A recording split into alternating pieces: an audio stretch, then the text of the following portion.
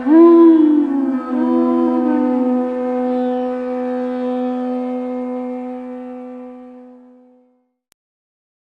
Gana Tamarandasha Gana Gana Salakaya Taksumalitam Yena Tasmai Shri Gurave Namaha Shri Chaitanya Manobishtam Stapitam Yena Bhutale Swayam Rupa Karamayam Dadati Swapadantikam Vandeham Shri Guru Shri Yukta Parakamalam Shri Gurum Vaishnavamscha Shri Rupam Sagvajatam Sahagana Ragunatam Vitam Tam Sajivam Savadvaitam Savadutam Parijana Sahitam Krishna Chaitanya Devam Shri Radha Krishna Para Sahagana Lalita Shri Vishakam Vitam Scha Ye Krishna Karuna Sindhu Dinabandhu Jagatpate Gopesha Gopikat Kanta Radha Kanta Namostute Tapta Kanchana Gourangi Radhe Vrindavaneshwari Vishwabhanu Sutadevi Pranamami Hari Priye Vanchakalpas Trubhyascha Kripa Sindhu Bevacha Patitanam Pavanebhyo Vaishnavebhyo Namo Namaha Sri Chaitanya Prabhu Nityananda Shri Advaita Gadadhara Srivasadi Gaura Bhaktavinda Hare Krishna Krishna Krishna Hare Hare Hare Rama Rama Rama Hare Hare. Hare Krishna devotees, welcome to the Gita class. We're reading from Bhagavad-Gita as it is by His Divine Grace, A.C. Bhakti-Vedanta Srila Prabhupada, Chapter 5, entitled Karma Yoga, Action in Krishna Consciousness. And today I'm doing text 11. We are doing text 11. Om Namo Bhagavate Vasudevaya. Om Namo Bhagavate Vasudevaya.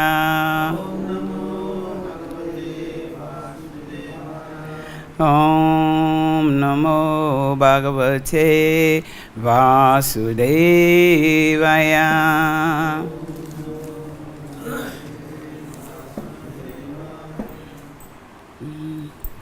Kayena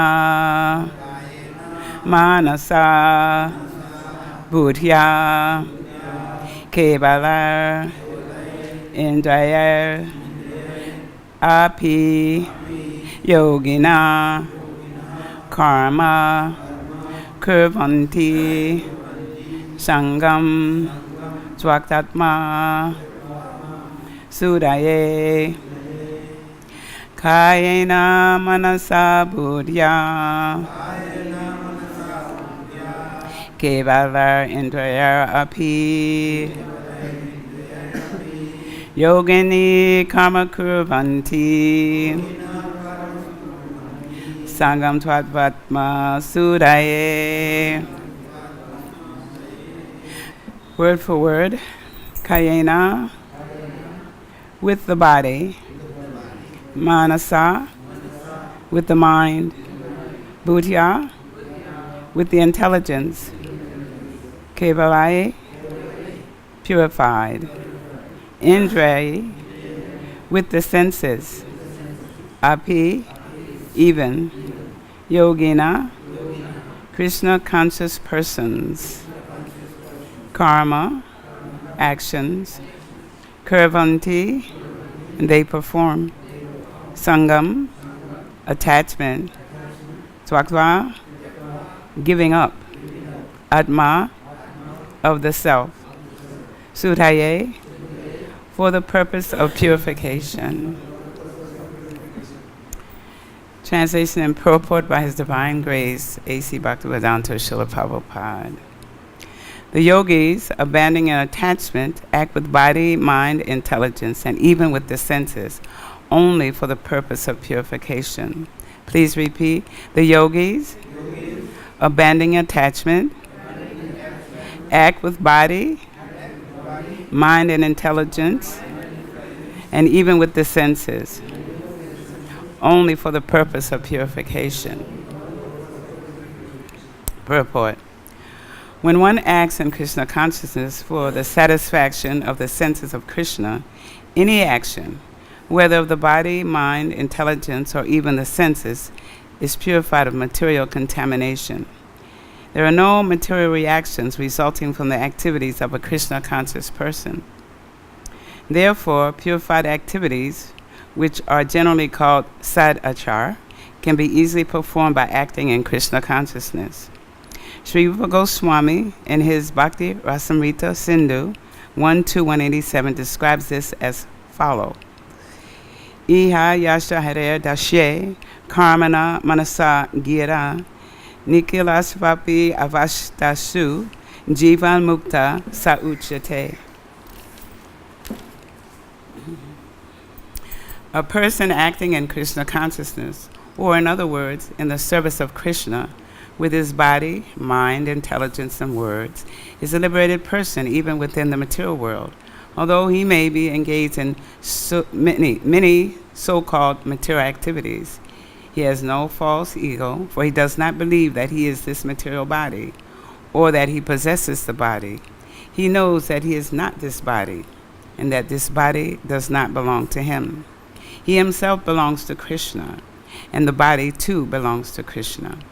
When he applies everything produced of the body, mind, intelligence, words, life, wealth, etc., whatever he may have within his possession, to Krishna's service, he is at once dovetailed with Krishna.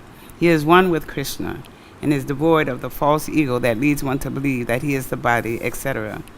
This is the perfect stage of Krishna consciousness.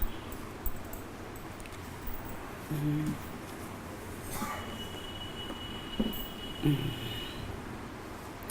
So in the beginning of this chapter, Arjuna is asking Krishna, asking him about what's the difference between renouncing work and then work with devotion, because he seemed to be a little bit confused, although Arjuna, being a pure devotee, of course is not confused. It's us who are confused. And so Arjuna is representing us, the conditioned souls, who need to have this information imparted by Krishna. So he asked him, will you kindly definitely tell me which of the two is more beneficial? Because Arjuna in the beginning was saying that he wants to renounce. He'll go to the forest, even though his dharma is to be a satya, but he wants to go to the forest. And going to the forest, he just thinks, I'm just going to go there and meditate, But that is not, for him, proper renunciation. So in the first 5 chapters, Krishna is explaining bhakti-yoga, working with consciousness focused on Krishna, and then without fruitive desires. And then the Lord also explains Sankhya, Karma Yoga, and Jnana Yoga to obtain liberation, and as a stepping stone to Krishna consciousness. So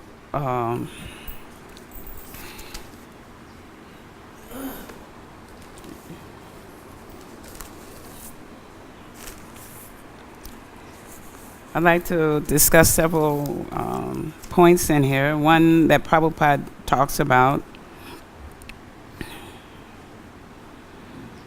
how he says that there are no material reactions resulting from the activities of a Krishna conscious person. So no material reactions means you don't accumulate any karma by doing these Krishna conscious activities. We know in the material world there are impious and pious people, and pious, whatever pious or impious activities we were performing in the material world still accrued karma because we weren't dovetailing it into Krishna's service.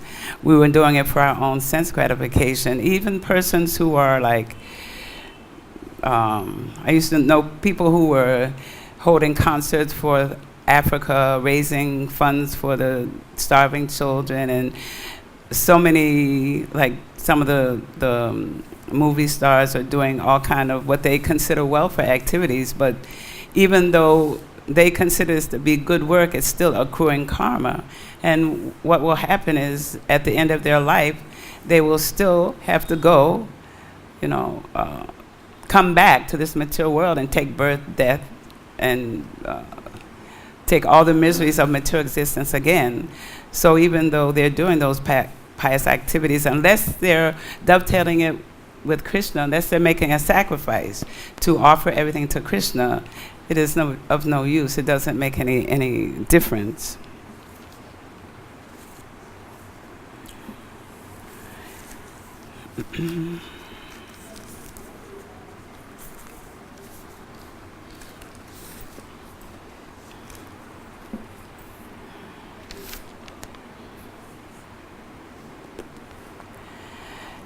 And then the second point that I looked at was, therefore, purified activities, which are generally called sadhachar, can be easily performed by acting in Krishna consciousness.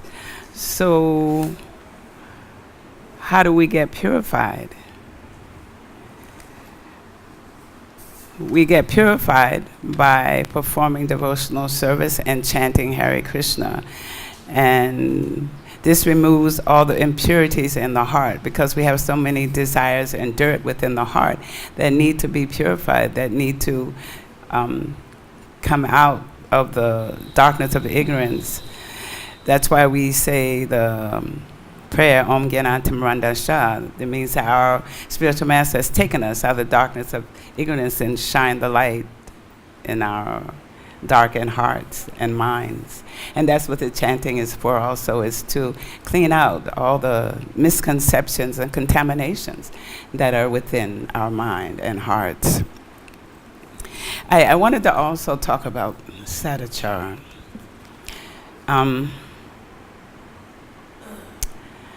So what is sadhachar? Can anyone give me some definitions of sadhachar? Yes, Mother Langavata. Can someone please give her the microphone so the people who are listening on the radio can hear?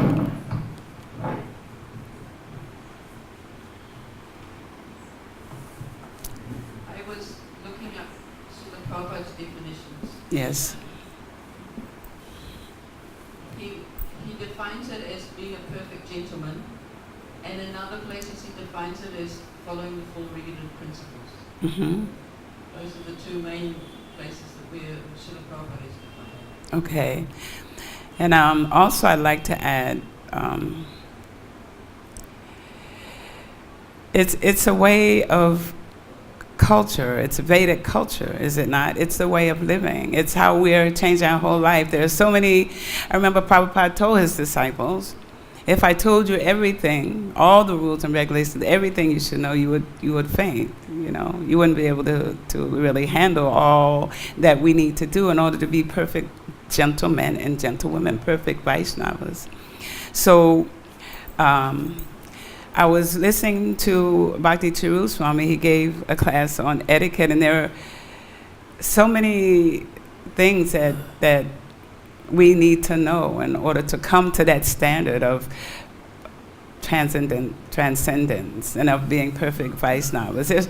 There's so many details, like little things, and the details are very important. That's how you show love to your spiritual master.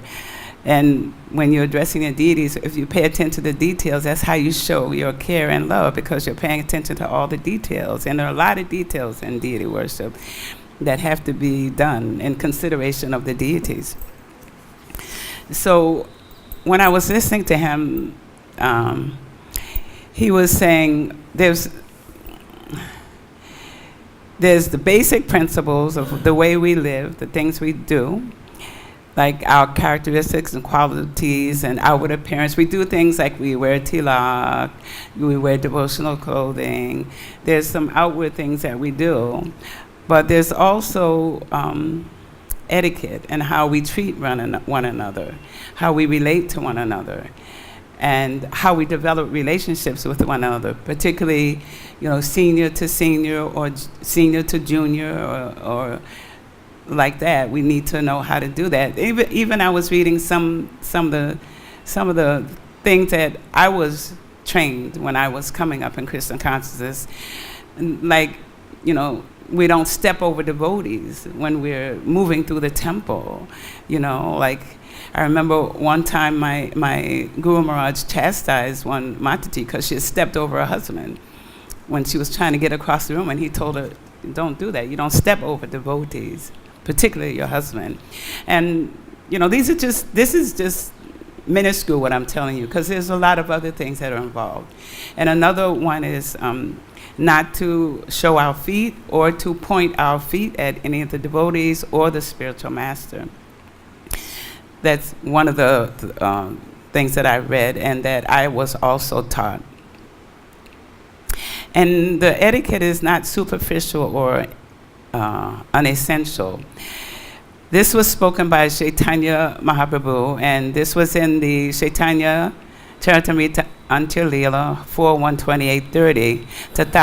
Tatapi bhakta swabhava maryada pala paya haya sadhura bhushane. He was talking to Sanatana Goswami. He says, my dear Sanatana, although you are the deliverer of the entire universe, and although even the demigods and great saints are purified by touching you, it is a characteristic of a devotee to observe and protect the Vaishnava etiquette. Maintenance of the etiquette within relationships, Maintenance of the Vaishnava etiquette is the ornament of a devotee. So it's a wide range. It's actually a whole culture, which is what Prabhupada brought to us to change, at least for me, to change my lecture ways, to understand what is real culture, and not to just do whatever whimsical and do whatever you want to do if you're trying to become a devotee. And I just see myself as a work in progress. And we're all works in progress. So it covers a wide range. And it talks about what are etiquette within relationships. And we should want to know these things so we can pass it on to the next generation. Because a lot of the younger devotees don't know these things. So also treating women as mothers, and also addressing Vaishnava aparads. As I mentioned, dressing like a Vaishnava, correcting others if we're in that position to do so. Etiquette within management, temple room etiquette, how to serve guests. And this one of serving guests was something that my Guru Maharaj really stressed in us when his godbrothers started coming to visit him in D.C. He was adamant about how to treat them because they were his godbrothers, and he drummed it into our heads how you do this, And then there's also kirtan etiquette. And then you have etiquette at holy places, what you do and don't do when you're visiting holy places. And then with our behavior, we want to inspire others. And then how to deal with each other. And one of the main focuses of my Guru Maharaj was relationships. How do we develop relationships? How do we deal with conflict?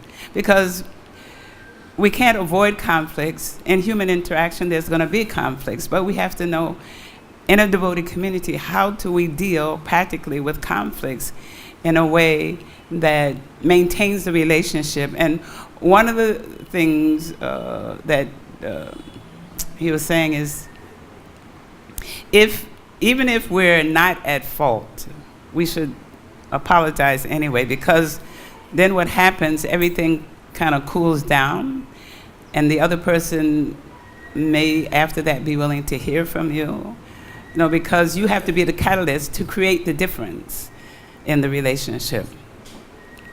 So that was one of his main focuses in community and within each other, with each other, how to do that, how to maintain relationships even when there are difficulties.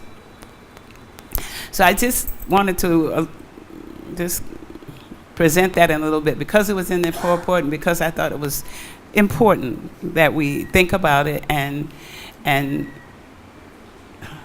understand it and develop it and share it with the younger generation.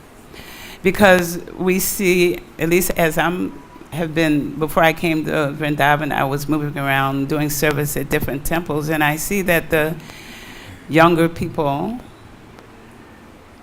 and the ones who are just coming in don't really know some of the things that we're talking about in terms of etiquette and how it works. So I see that now on the VIG classes, they're having a class on, what are the standards for coming into ISKCON? What do you need to know? How do you need to function? Because we're trying to go to the spiritual world. So with that, we need to, purify ourselves, because here also they're talking about purification, how to purify ourselves.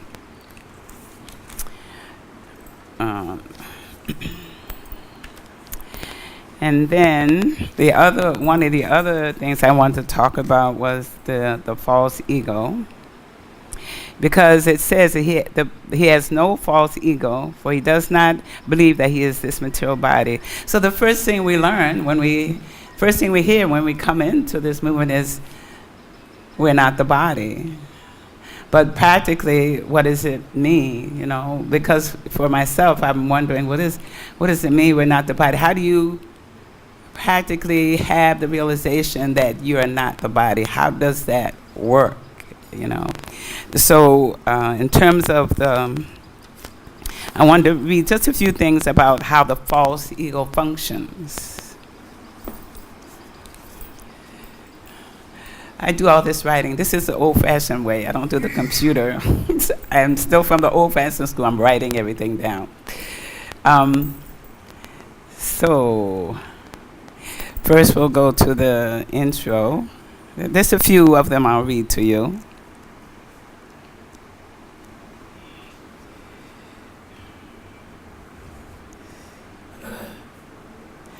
Okay. And Prabhupada put a lot in the introduction. When we are materially contaminated, we are called conditioned. False consciousness is exhibited on the impression that I am a product of material nature. This is called false ego. One who is absorbed in the thought of bodily conceptions cannot understand his situation. Bhagavad-Gita was spoken to liberate one from the bodily conception of life, and Arjuna put himself in this position in order to receive this information from the Lord. One must become free from the bodily conception of life. That is the preliminary activity for the transcendentalist. One who wants to become free, who wants to become liberated, must first of all learn that he's not this material body. Mukti or liberation means freedom from material consciousness. In the Srimad Bhagavatam also, the definition of liberation is given. Muktir yitvanyata rupam swarupena vyavastitaha mukti means liberation from the contaminated consciousness of this material world and situation in pure consciousness. So we are coming out of this conception that we're the body, that I'm black, I'm white, I'm old, I'm young, I'm from India, I'm from Australia, I'm this, I'm that. And trying to connect with the real self. And who is the real self? The real self is an eternal servant of Krishna. I'll just read a few more things. Oh, before I move on, I want to read a little bit more of this. So, what is this consciousness? This consciousness is I am. Then what am I?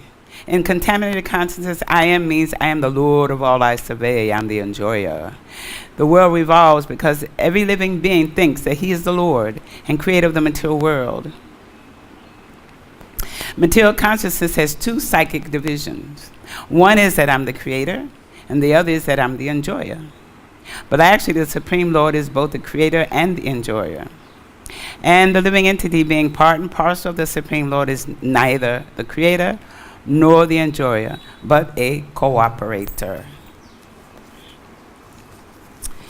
I'll just read one more. Bhagavad-Gita, the cause of false ego, 340.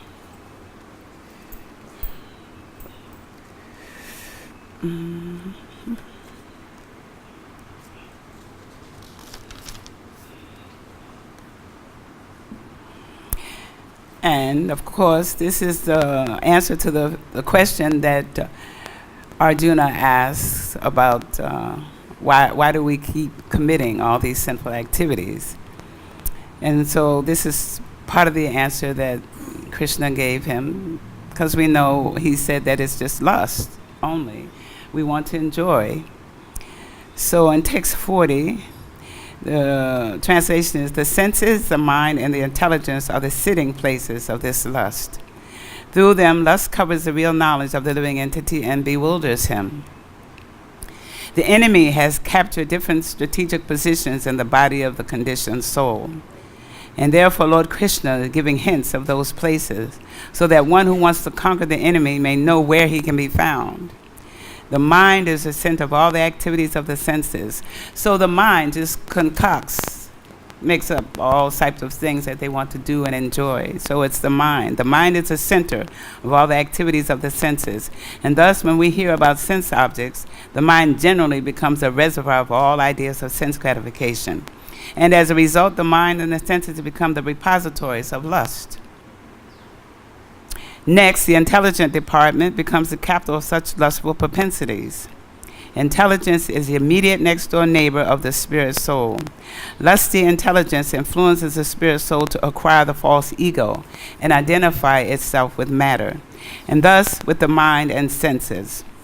The spirit soul becomes addicted. We become addicted to enjoying the material senses and mistake this as true happiness.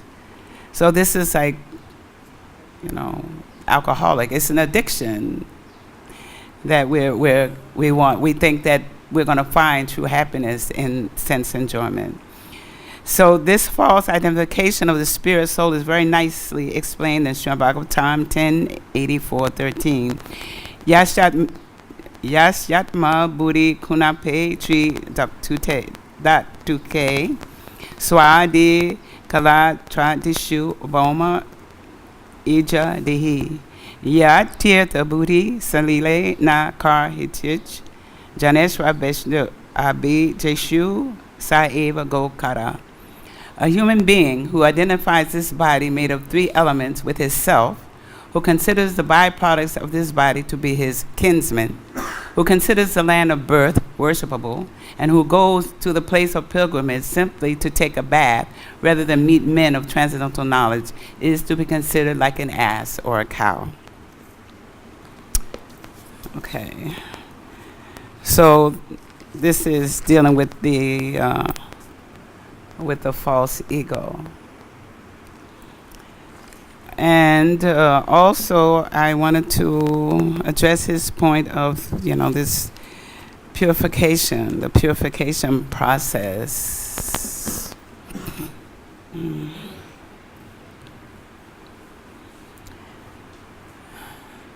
So the first step as we move towards purification is to accept a spiritual master.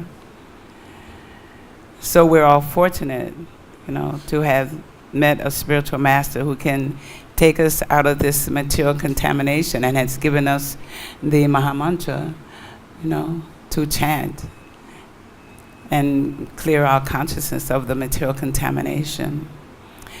And then he gives us, devotional service. Now there are different stages of devotional service. As I was reading Srimad Bhagavatam 3, it talks about the different types of devotional service, and there are different types as we move through this purification. And there's devotional service done in ignorance, passion, and goodness, and that's you can read that in 3. I think I wrote the chapter down here somewhere. Anyway, I'll give it. If anyone wants to know, I'll find it and give it to you. So we have to work.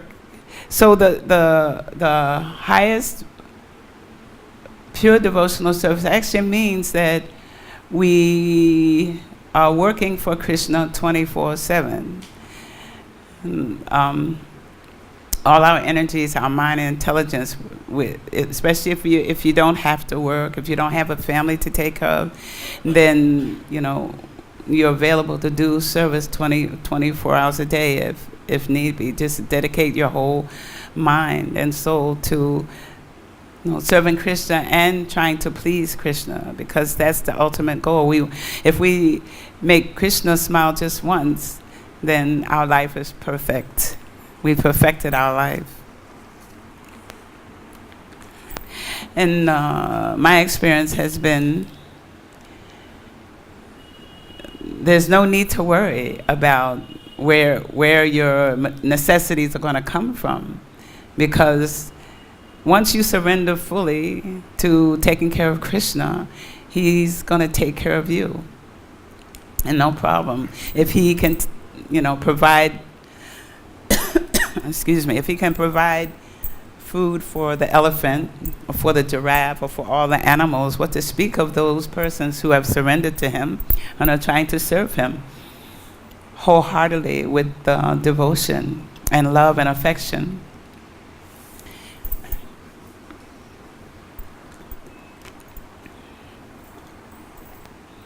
One pastime I had was when I was in Gitanagari. We would take the deities out.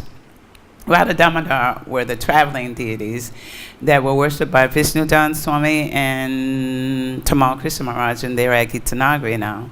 So so they're used to traveling, and they're used to coming off the altar. So we would take them off the altar and take them down to the barn, especially when it was going on puja or some special festival like that, and do our offerings down there. And I remember at one point, it was about a 10-minute walk down to the barn, 10, 15 minutes, and we put them in the cart. I have to tell, while I'm telling this, I have to tell what happened during that time when we were taking them down to the cart. We had a person there, a bhakta, who was training the oxen.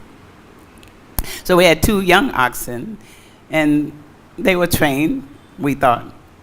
So, but, Radha Damodar, they have their pastimes. And we would put them on they had an asana, and they were hollow in the bottom. So you could sit them on, they had 2 vyasasans. And so one, they had a block, so you could put them on the block and you screw them in. So they can't fall off. So we would take them out, put them on the truck, and take them down to the barn and worship them there, do puja or whatever for the guests and for everyone, to take darshan. And so one day they were down at the barn, and I had to go back because I had forgotten the offering, because we also did an offering down there for them. And my realization as I was coming back and then I was thinking, wow, this was you had to use a lot of energy to do all of this, to get them off the altar, to take them down to the barn and bring them back. But as I was going down, in my mind, it was thinking, yes, this body is supposed to be used for Krishna's service. And this service helps you realize that you are his eternal servitor. That's the mood you have to have. Whatever is needed to be done, it helps you, it brings out that ability to recognize your actual position as the eternal servant of Krishna. So I was saying, so there's no need to worry about your necessities. Krishna will take care. You just have to have faith that he will do that. That he'll take care of you. It's said that to the extent that you reciprocate with him, he reciprocates with you. So if you have that faith that, Krishna, I know you're going to take care of me, just let me try to surrender to serving you wholeheartedly. So we know, all of us, I'm sure, have had experiences when we thought, oh, this is not going to happen, or I'm not going to be able to make this, I'm not going to be able to do that. But Krishna intervenes. He makes it happen.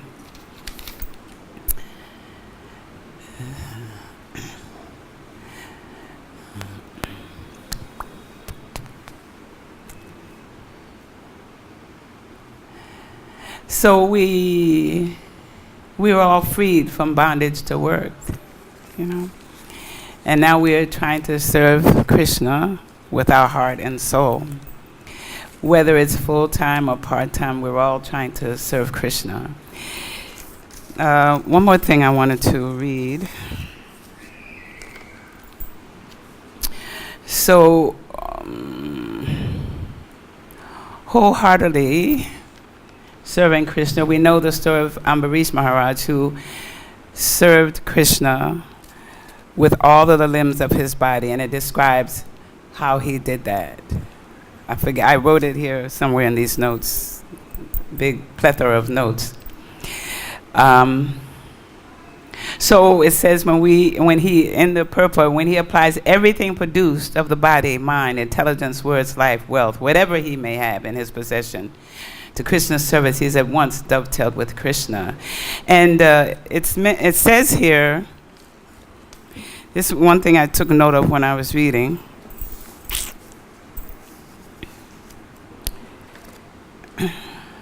(5:11).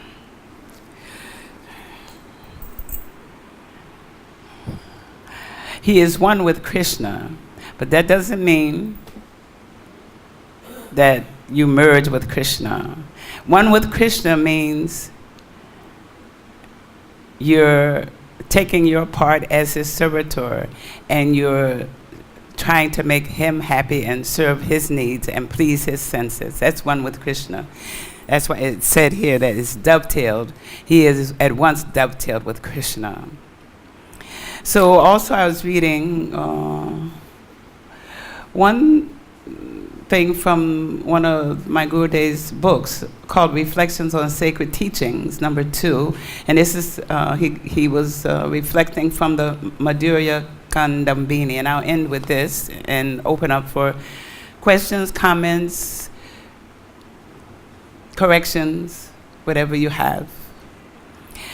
We have to remind ourselves that the execution of devotional service is not really so much what we do with our legs, hands, or head. It has more to do with a focus on the heart. Therefore, even if we give our bodies and minds, our devotional service and our devotional consciousness will not fully mature unless we are simultaneously giving or trying to give our hearts. That means giving our hearts to Krishna wholeheartedly with no reservation. Thank you very much for coming to the Bhagavad-Gita class. Hare Krishna.